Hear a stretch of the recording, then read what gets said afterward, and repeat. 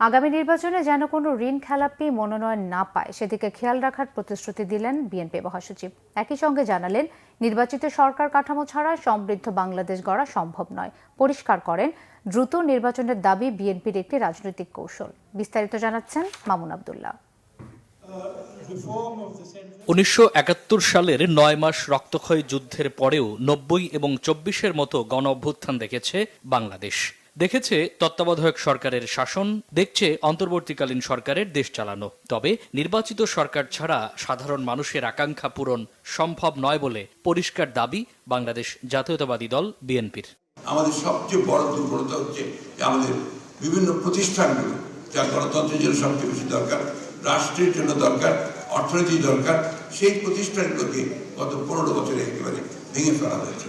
সুতরাং এই বিষয়গুলোর উপরে আমরা গুরুত্ব দিতে চাই, কিন্তু একই সঙ্গে আমাদের যেটা আমরা কমিট করছি জনগণের কাছে, মানুষের কাছে, যে আমরা অবশ্যই আমরা ডিফল্টারদেরকে যেন রেভলিউশন না পায় তার জন্য আমরা চেষ্টা করব, অত্যন্ত সচেতনভাবে চেষ্টা করব। শনিবার রাজধানীর আগারগাঁওয়ে শ্বেতপত্র ও অতঃপর শীর্ষক সিম্পোজিয়ামে বিএনপি মহাসচিব বলেন, দেশ সংস্কারের প্রয়োজন আছে। রাজনৈতিক কৌশলের অংশ হিসেবেই দ্রুত নির্বাচন চায় BNP. Far too early. They will all be on your lap. And your finance minister will have a very serious. What do you mean by early?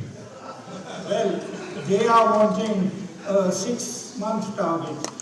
That will be a very risky period. Sir, এটা হচ্ছে আমাদের political strategy. এই বিষয়ে আমি খুব বেশি কিছু বলতে চাই না। এটা কি স্ট্র্যাটেজি না ট্যাকটিক্স? আমি বলবো যে আপনি ট্যাকটিক্স বলতে পারেন, স্ট্র্যাটেজিও বলতে পারেন। দেশে নতুন করে ধান্দামির বন্দোবস্ত যেন না হয় সেদিকে খেয়াল রাখার পরামর্শ অর্থনীতিবিদ ডক্টর দেবপ্রিয় ভট্টাচার্যের। এখন তো ওই যে বন্দোবস্ত শব্দটা খুব চালু হয়ে গেছে। আমি অবশ্য নিষ্পত্তি বলতাম, একসময় আমি বলতাম এটা রাজনৈতিক নিষ্পত্তির দরকার। তো এখন দেখি বন্দোবস্ত হয়েছে। তো এই বন্দোবস্তের ক্ষেত্রে দুটো কথা বলা হয়েছে। একটা বন্দোবস্ত হলো যে ডিল বেসড বন্দোবস্ত। এই ডিল বেসড বন্দোবস্তকে আমি বাংলা করেছিলাম ধান্দা ভিত্তিক বন্দোবস্ত। আরেকটা হলো যে আইন ভিত্তিক বন্দোবস্ত, ইনস্টিটিউশনাল ইত্যাদি। তো এই বন্দোবস্ত অপ্রাতিষ্ঠানিক থেকে প্রাতিষ্ঠানিকে যাওয়ার ক্ষেত্রে রাজনীতিবিদদের ভূমিকাটা কি হবে?